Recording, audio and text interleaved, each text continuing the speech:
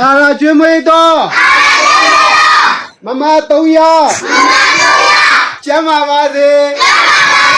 ချမ်းသာပါစေလူဤဆန္ဒ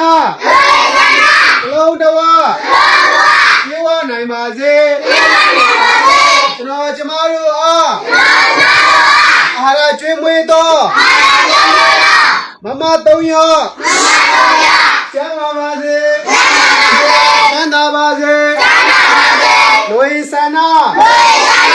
လုံးတော်ပြေဝနိုင်ပါစေတို့အားတောင်းကျွေးမွေးတော့မမ3ယောက်ကျမ်းပါပါစေချမ်းသာပါစေဝိသနာလုံးတော်ပြေဝနိုင်ပါစေ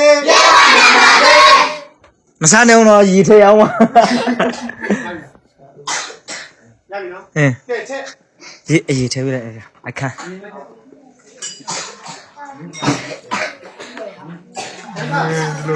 စာမေးဒီခေါ်တော့ဒီခေါ်တော့ဟိုမှာစီးရမလားပြန်အဲ့ရလို့ဇုံခေါ်တော့ရှိရတယ်